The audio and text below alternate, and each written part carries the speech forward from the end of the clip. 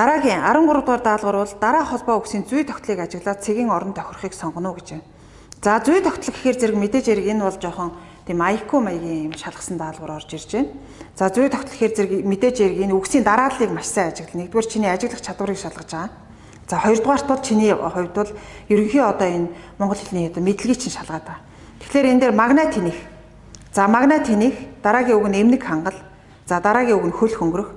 За мэдээж хэрэг бол одоо энэ дээр нэлээд анзаарахтай хүүхдийн хувьд бол энэ бол маш их хялбар бараг алдахааргүй даалгавар байна.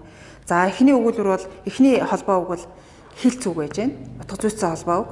За хоёр дахь холбоо үг бол эмнэг хангал гэдэг үгийн сандсан холбоо үг юу одоо зэрэгцүүлэх холбоогоор холбогдсон үг байж байна. За гурав дахь холбоо үг бол хөл хөнгөрөх гэдэг. За утга зүйцсэн холбоо үг байна. Хилц үг байна.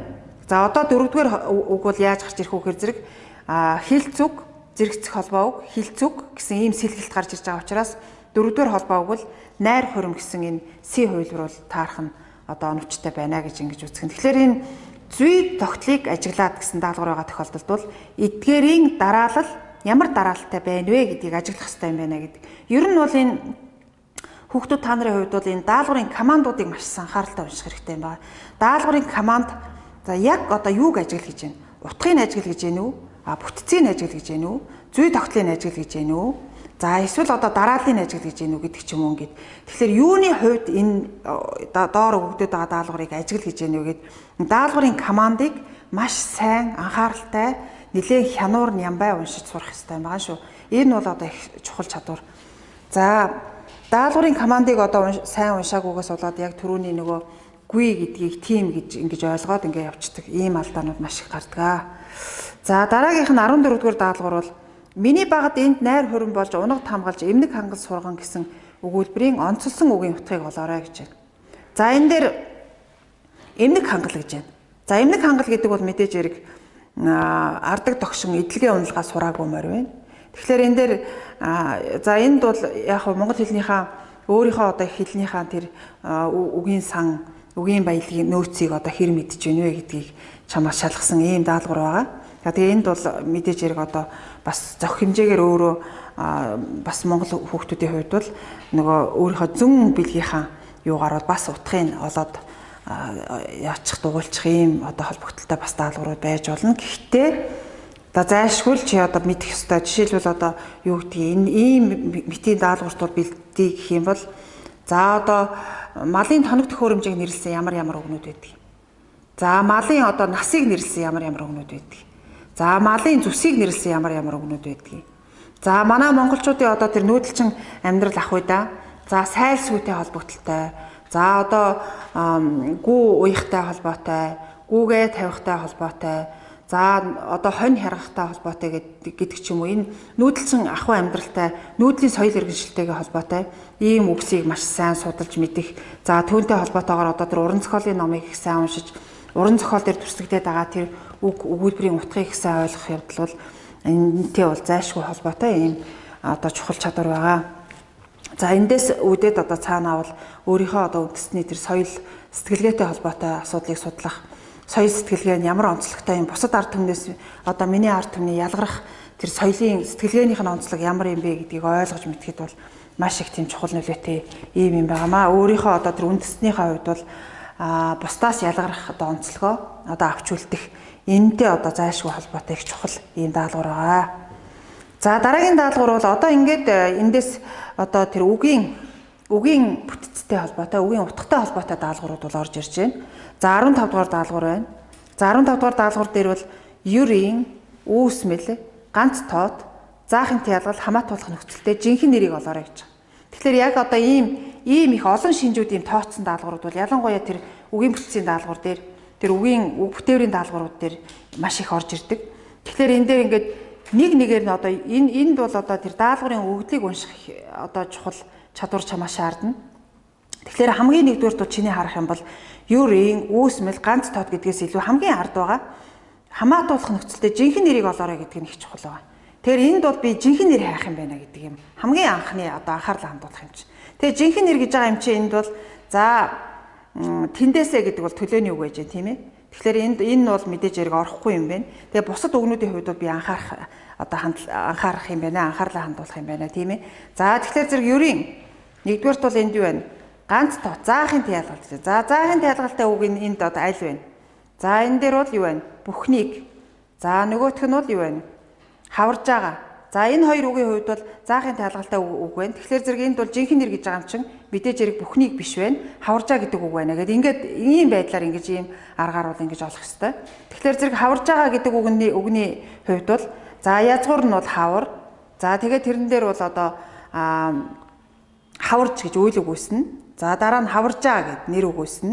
За тэгээд хаваржааг гэд заахын тайлгалын нөхцөл орж ирнэ.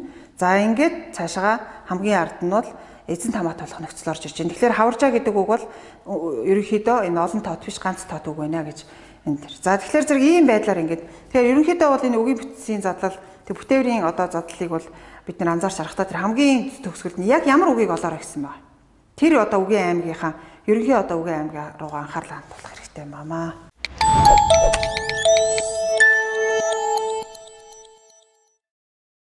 За дараагийнх нь 16 дугаар даалгавар байна. За 16 дугаар даалгавар дээр бол төрөл биш утгатай үгийг олоорой гэсэн байна. За төрөл биш утгатай үг гэхээр төрөл утгатай үг бол ерөнхийдөө нэг язгууртай нэг одоо язгууртай үг үгийг бол төрөл утгатай үг гэж үзэж байгаа. Тэгэхээр энэ дээр энэ A, B, C, D хувилбар дээр бол энэ сэгси, сэгсгэн, сэгсэл, сэгсгэр гэсэн энэ үгнүүдийг ерөнхийдөө одоо тэр үйл байдал заах ийм утгатай үгнүүдийг олж байгаа. Тэгэхээр энэ дээр энэ 16 дугаар даалгавар дээр бол энэ төрөл биш утгатай үг гэдэг дээр ерөнхийдөө энэ сэгски гэдэг энэ И хувилбарыг одоо арай бусдаасаа өөр ялгаатай юм уу да гэж ингэж үзэж байна. Гэхдээ бол энэ дээр энэ сэгски гэдэг бол энэ хүүхдийн дайхыг илэрхийлсэн хүүхдийн дайхыг сэгски гэж одоо манай Монгол зарим нутгийн ялганд бол ярьдаг. Гэхдээ энэ хүүхдийн дайхыг сэгски гэдэг учраас хүүхдийн дайх бол ерөнхийдөө тийм сэгсгэрдүү байдаг гэдэг санаагаар бол энэ язгуурын хувьд бол энэ түүхэн үүднээс бас нэг юмаа гэж бас авч үзэж болох талтай. Гэхдээ бусдаасаа бол одоо энэ ерөнхий боловсролын сургуулийн хувьд бол одоо бусдаасаа эрс ялгаатай үг нь бол энэ сэгсгэ гэдэг үг юмаа гэж ингэж авч байгаа. За тэгээд тийм учраас энэ И хувилбарыг юмаа гэж ингэж үзэж болох юм. За дараагийнх нь 17 дугаар даалгавар байна. За 17 дугаар даалгавар дээр бол үгийн аймгаар зөв бүлгэсэн. За яа харахгүй одоо монгол хэлний хичээл үзсэн хүүхдүүдийн хувьд бол ерөнхий боловсролд бол энэ үгийнхээ аймаг өөрийнхөө одоо тэр их хэлнийхээ үгийн санг хичнээн аймаг болгодгийн ямар үг нь аль аймгийн үг, ямар одоо хэл зүйн онцлогтой юм, ямар утгын онцлогтой юм, ямар үгтэй энэ үг холбогддгийг, яаж хувилдгийг, эднэр гэдэг яаж бүтдгийг гэдэг энэ ерөнхий одоо хувирах зүй тогтол, бүтэх зүй тогтол, за тэгээд утгын зүй тогтол бүх юмыг бол одоо бас аль нэг талаас нь ерөнхийд нь бас мэдчих хэвээр. За тэр утгаараа бол энэ үгийн аймгийн даалгаврууд бол орж ирдэг. За энэ дээр бол үгийн аймгаар зөв бүлгэлсэн үг нь бол мэдээж хэрэг энэ С хувилбар буюу зөөлн, ногоон, хөхөмдөг гэсэн энэ дандаа одоо тэмдэг нэр орж ирсэн байна. За бусад тохиолдолд бол одоо янз янзын үгийн аймаг бол холилдож орж ирсэн учраас бол алдаатай байна гэж ингэж үзнэ. За 18 дугаар даалгавар. За 18 дугаар даалгавар бол найрах аргаар холбогдсон холбоо үгийг зөв бүлгэлсэн хэсгийг олоорой гэж байна. За найрах арга гэдэг бол энэ холбоо үг бол бид нэр яг одоо тэр өгүүлбэрийн одоо гишүүдтэй ийм холбоотой ойлголт байгаа. За холбоо үгийг бол өгүүлбэрийн гишүүдийг ямар гишүүн болох вэ гэдгийг ойлгож мэдхийн хамгийн одоо тэр ухтал эхний чадвар нь бол энэ холбоо үгийг ялгаж ойлгох чадвар байдаг. Тэгэхээр энэ өгүүлбэр дотор байгаа үгс яаж холбогдоод байгаа юм, хоорондоо ямар аргаар холбогдоод байгаа юм бэ гэдгээс шалтгаалаад өгүүлбэрийн ямар гишүүн болох вэ гэдэг бол нэлээ одоо тодорхойлж өгүүлбэрийн гишүүний хувьд бол тодорхойлж гаргаж ирдэг. Тэр энэ дээр жишээлх юм бол одоо юу гэдэг энэ хаваржаа. За энэ хаваржаа гэд байж байгаа гэхэд энэ хаваржаа гэдэг энэ холбоо үг бол энэ гэдэг төлөөний үг бол одоо үндсээрээ байна. За тэгээд энэ хоёрыг бол холбох ямар нэгэн нөхцөл байхгүй учраас энэ хоёр бол хоорондоо хамжих аргаар холбогдчихэ гэж ингэж үздэг. За тэгвэл энэ дээр юу гэдгийг эрдмийн мөр. За эрдмийн мөр гэдэг энэ холбоо үгний хувьд бол яаж яана вэ? За эрдэм мөр гэсэн энэ хоёр үгийг хооронд нь бол ийн гэдэг харьяалахын тий ялгалын нөхцлөөр холбож одоо нэрийн холбоог үүсгэжээ гэж ингэж үзэж байгаа. Тэгэхээр зэрэг найрах аргаар хамжих аргаар холбогдож байгаа холбоо үг бол ямар нэгэн одоо нөхцөлгүйгээр үндсээрээ холбогдсон холбоо үг. Найрах арга бол нөхцлөөр одоо хоорондоо холбогдож утга илэрхийлсэн ийм холбоо үгсийг хэлдэг. За тэгээд энэ утгаараа бол энэ дээр эрдмийн мөр газрын нэг гэсэн энэ ди хувилбар нь бол зөв байна гэж ингэж үзэх нь байна. За энэ бол одоо өгүүлбэрийн тэр үгс хоорондоо холбогдох. За дараагийнх нь бол одоо 19 дугаар даалгавраас эхлээд ерөнхийдөө та нар тэр за зөв бичих зүйтэй холбоотой ч юм уу үгсийн одоо тэр үеийн бүтцтэй эдгээр холбоотой даалгаврууд орж ирж байна. За энэ дээр 3 үеит бүлэг үгс нь аль вэ гэсэн асуулт байна. Тэгэхээр монгол хэлний үеийг за үеийн бүтц анх одоо та нар бага ангид байхдаа бол үеэр одоо холбож уншиж сурсан байгаа. Тэгээ үеэр холбож уншихтаа бол ерөөсөө монгол хэлний одоо үеийн хид хідэн тэр үейлэх арга байдаг. Нэгдүгээрт нь бол одоо дан ихшгээс бүтсэн одоо үе, за гээгүүлэгч ихшгээс бүтсэн үе, за гээгүүлэгч ихшиг гээгүүлэгчээс бүтсэн үе, за гээгүүлэгч ихшиг гээгүүлэгчээс бүтсэн үе гэх мэтлэнгээр ингээд үеийг хооронд нь ингэж ялгаж хуваадаг байгаа. Тэгэхээр энэ дээр бол тэр 3 үеит үг гэхээр зэрэг энэ мар, та, гүй. За мартаагүй гэдэг үгний хувьд бол яаж ялгаж яах вэ гэхээр зэрэг мар нэмхэн та нэмхэн гүй. За мартаагүй гэдэг энэ үгийн хувьд бол гээгүүлэгч ихшиг гээгүүлэгч за гээгүүлэгч за ихшиг ихшиг за нөгөөх нь бас гээгүүлэгч ихшиг гэсэн энэ хувилбар. Ерөнхийдөө бол гээгүүлэгч ихшиг үндсэн хувилбар нь бол гээгүүлэгч ихшиг гээгүүлэгч ихшиг гэсэн ийм хувилбар байна л да. Тэгэхээр зэрэг ийм хувилбар за энэ одоо 3 үеэс бүтчихэ гэж. За үеэр таслах. За үеэр одоо ялгаж хуваах эднэр юу бол ерөнхийдөө энэ нөгөө анхны та нарын одоо тэр анх үе бүтэх нөгөө монгол хэлний үеийг бүтээж унших энэ чадвартай ч юм бол зайлшгүй одоо холбоотой юм байнамаа гэдгээс анхаар. За тийм учраас энэ дээр бол энэ мартаагүй, сэгсээсэн, ирээрээ гэдэг энэ хувилбар бол за 3 үеит бүлэг үгнээс бүтчихэ гэж ингэж үзсэн. За жишээлх юм бол сэгсээсэн гэхэд сэг нэмхэн си нэмхэн син гэсэн энэ хувилбар байна. За тэгэхээр энэ дээр бол гээгүүлэгч ихшиг гээгүүлэгч гэсэн хувилбар. За гээгүүлэгч ихшиг гээгүүлэгч ихшиг гээгүүлэгч гэсэн ийм хувилбараас бүтсэн ийм одоо үе байна. За нөгөөх нь бол одоо энэ юу байна? Ирээрээ. За ирээрээ гэдэг үг бол ре. За ийм одоо үеэс бүтэн. Тэгэхээр зэрэг дан ихшгээс бүтсэн үе. За тэгээд гээгүүлэгч ихшиг гээгүүлэгч ихшиг гэсэн үндсэн одоо үеэс бүтсэн ийм үнүүд байна гэж ингэж үзэх нь. Тэгэхээр зэрэг ер нь бол одоо тэр монгол хэлнийхээ өөрийнхөө тэр монгол хэлэнд үеийн хичнээн төрөл байт юм бэ гэдгийг бас одоо мэдээд авчихад бол бас илүүдэхгүй л юм байнамаа.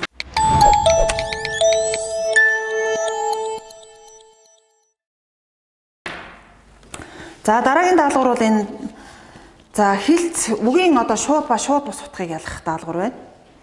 Сэтгэлээ өгөх.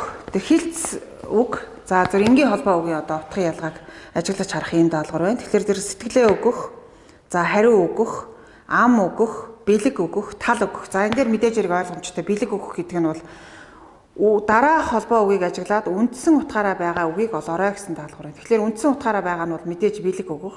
За бусд нь бол өгөх гэдэг үг бол голцоо дандаа тийм хийсвэр юм дээр яригдж байгаа учраас хийсвэр үгнүүд дээр одоо холбогдож хэрэглэгдсэн учраас энд бол үндсэн биш одоо шууд бус утгатай байна гэж ингэж үздэг нэ. За 21 дугаар даалгавар. За 21 дугаар даалгавар дээр энэ одоо бүтээврийг солин найруулах. Нэг гэсэндээ одоо салаалах хувиргал. Түрүүний одоо бидний ярьсан бүтээврийн энэ салаалах хувиргалын дасгал байж байна. За бүтээврийг одоо салаалж хувиргахдаа хэр оновчтой хувиргаж чадах вэ гэдэг энэ юу байгаа. Тэгэхээр энэ дээр бол энэ би энд тэндээсээ нурж сэтэрсэн чулуун хороо сандайлан хөхөмдөг алсыг ширтэн суулаа гэж байгаа. Тэгэхээр энэ дээр одоо ин гэдэгтээ сэлгэж одоо салаалж болох энэ нөхцөл бол аад байгаа. Тэгэхээр аад энэ хоёр бол монгол хэлний одоо тэр нөхцөлдүүлэн холбох нөхцөлийн 1-р бүлгийн нөхцөл буюу тэр зэрэгцүүлэн холбох нөхцлүүдэд одоо холбогдож ордог. Тухайн нэг үйлийг бол одоо нэг дор, нэг орон зайд, нэг цаг хугацаанд бол зэрэг үйлдэх утгыг бол илэрхийлдэг. За тийм учраас энэ сандайлан тэгээд эсвэл сандайлаад хөмдөг алсыг ширтэн суулаа. За энэ дээр бол яг хуу сэлгэж болох энэ хувилбар бол энэ бие хувилбар бол хүүхдүүд андуурч болох ийм хувилбар байгаа. Сандайлангаа.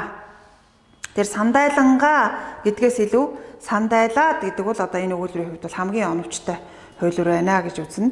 За сандайлангаа гэдэг бол ямар нэг юмыг хийнгээ тэр одоо тухайн үйлийг бол давхар үйлдэх ийм утгыг илэрхийлдэг.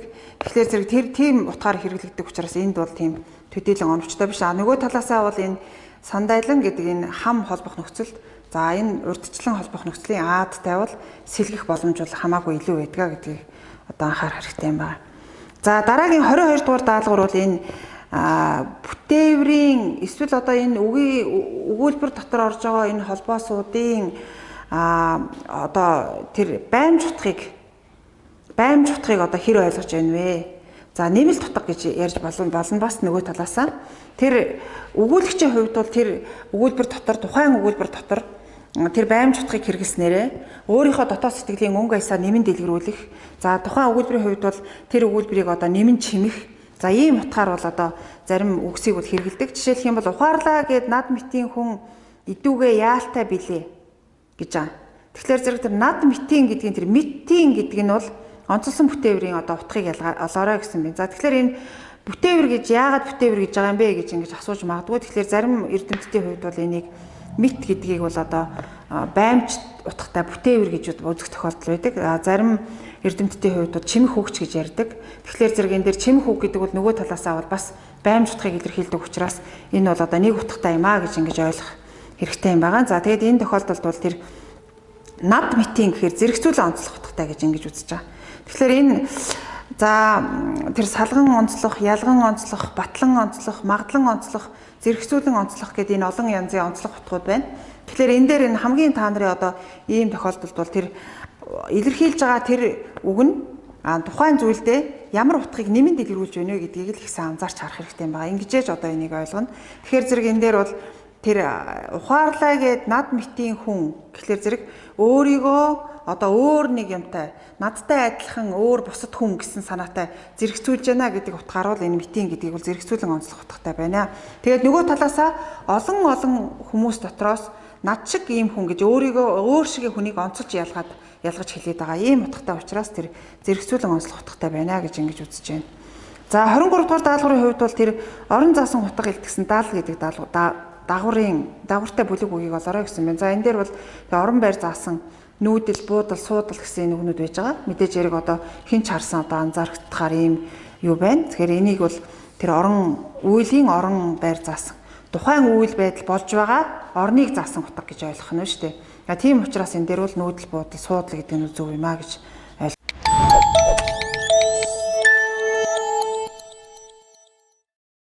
За дараагийн даалгавар бол одоо зөв бичигтсүрийн даалгаврууд орж ирж байна. За зөв бичигтсүрийн даалгавруудын хувьд бол энд 24 дугаар даалгавар бол ялгах гişгийн даалгавар байна. Хоргол гэдэг үгний г. За тэгэхээр ялгах гişг гэж монгол хэлэнд ямар гişгийг хэлдэг гэхээр зэрэг хоолойн г хэлний үзүүрийн эний ард орсон гişгийг ялгах гişг гинэ гэсэн ийм тодорхойлт байж байгаа. Тэгэхээр хоолойн г хэлний г гэдэг юм. Өөрөөр хэлэх юм бол ийм үгэнд орж байгаа г. За эр үгэнд орж байгаа г хоёр бол одоо нэг нь хоолойн г, нэг нь хэлний г болдог ч юм. Эсвэл эр үгэнд орж байгаа мөртлөө бас хоолойн г, хэлний г болж ялгардаг ч юм. Тарг гэдэг үгэнд орсон г, хэлний г байхад тарг хүч гэдгийн тарг гэдгийн г бол хоолойн г болдог ч юм. Тэгэхээр зэрэг хоолойн г-ийн ард хэлний үзүүрийн эний ард орсон гişгийг бол ялгах гişг гинэ. Тэгэхээр хорголыг гэдэг үгийг зөв бичих дүрмийн одоо тайлбарыг олоорой гэсэн юм. За энэ дээр бол одоо мэдээж хэрэг үгийн дунд орсон ялгах гişгийг гэдгвэ гэсэн ийм ерөнхий дүрм байж байгаа. За дараагийнх нь энэ буруу бичсэн бүлэг үгсийг олоорой гэсэн байна. За удмын, булгийн, борлон гэдэг үг бол гуруулаа мэдээж хэрэг буруу байна. За бусад тохиолдолд бол зөв байна. Удмын, булгийн, борлон гэдэг дээр бол энэ юу байна вэ гэхээр зэрэг энэ нэгдүгээрт бол энд гээгдэх гişгийн дүрмийг бол зөрчсөн байна. Удам гэдэг дээр ийн гэдэг хариалгын тиалгалын нөхцөл залгахад гээгүүлэгчээр төгссөн үгэнд урт гişгээр ихэлсэн залгуур залхад эцсийн гээгүүлэгчийн өмнөх балархай гişг гээгднэ гэсэн дүрм байж байгаа тийм ээ. За дараагийнх нь булгийн гэдэг бас ялгаа байхгүй. За ийн гэдэг одоо хариалгын тиалгалын нөхцөл залгахад гэгийн өмнөх а гээгдэх ёстой. За борлон гэдэг дээр бол энэ үйл үг бүтээх ил дагаврын дүрмийг бол одоо бас буруу бичсэн байна тийм ээ. Борл. За ихшиг гээгүүлэгчээр төгссөн үгэнд үйл үг бүтээх ил дагаврыг залгахад ихшгийг ард нь бичнэ гэсэн дүрм байж байгаа. За 26 дугаар даалгавар. За 26 дугаар даалгавраас эхлээд 26, 27, 28, 29 дугаар даалгавар бол уран зохиолын даалгавар байна. За энэ уран зохиолын даалгаврыг энэ хувилбарын хувьд бол ерөнхийд нь ингээд ажиглаж үзвэл та нарын хувьд бол голцоо дандаа тэр ерөнхий боловсролын сургуулийн ахлах ангийн түвшинд ч юм уу цээжлэх ёстой шүлгүүд, заавал цээжлэх ёстой шүлгүүд гэж байдаг. Тэгэхээр заавал цээжлэх ёстой шүлгүүдийн хүрээнд шалгасан даалгавар байна гэж харж болохоор байгаа. Тэгэхээр 27 дугаар даалгавар дээр бол боржгоны бортал шүлэг байж байна. За 28 дугаар даалгавар дээр бол явуу хулгамгаан Ван Симбрүү шүлэг байж байна. За 29 дугаар даалгавар дээр бол Баогийн лавсрамгаан үр могоо найргалын хэсэг байж байна. За тэгэхээр зэрэг энд бол асуултуудыг ерөнхий байдлыг харахад бол голцоо дандаа одоо энэ за 26 дугаар даалгавар дээр бол бүрд орж байгаа Чингис шүлэг байж байна. Тэгэхээр энэ ерөнхий боловсролын сургуульд одоо сурж байхдаа уран зохиолын хичээлээрээ зайлшгүй заавал цээжлэх ёстой шүлэг гэж байгаа. Тэгэхээр цээжлэх ёстой шүлгүүдийн чинь хүрээнд ийм шалгасан даалгаврууд байна гэж үзнэ. Тэгэхээр энийг одоо цээжлээгүй хүүхдүүд тухайн одоо тохиолдолд цээжлээгүй ч юм уу нэг их одоо тийм анзаараагүй өнгөрсөн тохиолдолд бол одоо энэ дээр ингээд ийм дөрвөн даалгавар дээр одоо хангалтгүй үнэлгээ авахар байна л да. Тэгэхээр энэ дээр бол одоо бас та нар анхаарах шаардлагатай юм байгаа. Тэгэхээр энэ Чингис дээр бол амар заяа хомс доглон нулимс торвоод аврах тавилан мөхөс 8 үеийн тэртээд ата хорслын манцуд Исүхэн хөөссөн юм аян дайны онгодоор 9 тугаа такси юмгээд А хууль, Э хувилбар нь бол энэ дээр зөв болж гарч ирнэ. За боржгоны бор шүлэг дээр бол эхийн сүү тагнаа дамтагдаж гисэн нь ямар утгатай вэ гэсэн байна. Тэгэхээр энэ дээр боржгоны бор тал шүлгийг хам сэдвийн хувьд бол мэдэхгүй хүүхэд бол эхийн сүү тагнаа дамтагдаж гэдэг ганц мөрийг тайлбарлах ямар ч боломж байхгүй. Тэгэхээр зэрэг энэ дээр санаа алдахад эхийн сүү тагнаа дамтагдаж салхины үзүүр залхихад аг хоолоод аргасан боржгоны бор тал мэн гээд Баогийн лавсрамгаан шүлэг байж байгаа. Тэгэхээр санаа алдахад эхийн сүү тагнаа дамтагдаж салхины үзүүр залхихад аг хоолоод аргасан боржгоны бор тал мэн. Тэгэхээр боржгоны бор тал өөрийнхөө одоо их нутгийн тухай ингэж бодож байгаа бодол тэгээд тэрүүгээрээ дамжуулаад тэр ээжигээ өгүүлэн бодож байгаа, өгүүлэн санаж байгаа ийм төрсөл байна гэж үзээд энэ Э хувилбарыг зөв байна гэж үзэж болох юм. За дараагийн даалгавар бол 28 дугаар даалгавар байна. Уранхан цоморлогийг нь илээд үзвэл унганы уруу шиг зөөлхөн байлаа. За ямар зохиолын дүрслэлт хэсэг вэ гэж асуусан байна. За энэ бол одоо зайлшгүй та нарын одоо цээжлэх ёстой тэр шүлгэн дотор чинь байдаг Ван Симбрүү, бигзийн явуу хулгамгаан одоо Ван Симбрүү гэдэг шүлгийн их сайхан дүрслэл байна. За Ван Симбрүү цэцгийг одоо өөрийнхөө тэр ардын домог, за тэгээд тэр уламжлалт одоо соёл, за тэгээд Ван Симбрүү цэцгний тэр үзэгдэх харагдах байдал одоо өөр төрсэн сэтгэгдэл эднэрээсээ бол балаад энэ сайхан шүлгийг бичсэн явуу хулгамгаан. За 29 дугаар даалгавар бол энэ лавсрамгаан үр могоо найргаллын хэсэг байж байна. За үр могоо найргалал дээр бол бүгдээрээ одоо мэдж байгаа. Тэгээд үр могоо найргаллын ерөнхийдөө ингээд харахаар зэрэг A, B, C, D, E хувилбарыг бол яг энийг бас л одоо сайн дахин олон удаа уншаагүй ч юм уу энэ хэсэг одоо найргаллын дүрслийн хэсгээс нэг төдийлөн сайн мэдгүй хүүхдүүд бол бас одоо тийм олоход бол нэлээд тийм боломжоор нэлээд хэцүү даалгавар байна. За тэгээд энэ дээр бол зайлшгүй та нарын хувьд бол энэ шүлгэн энэ одоо унших ёстой зохиолуудаа бол дахин сайн давтаж унших шаардлагатай юм байна. Тэгэхээр энэ дээр энэ D хувилбар буюу газардахын аранга тойрно, ганцаардлын айдас тойрно гэдэг энэ D хувилбар нь бол зөв хувилбар байна. Энэ дээр бол одоо яг тэр их амаржаад амарцсныхаа дараа хар нутаг дээр одоо ганцаараа хаягдж байгаа тэр хэсгийн одоо төрслийг илэрхийлсэн ийм хэсэг байна гэж үзнэ.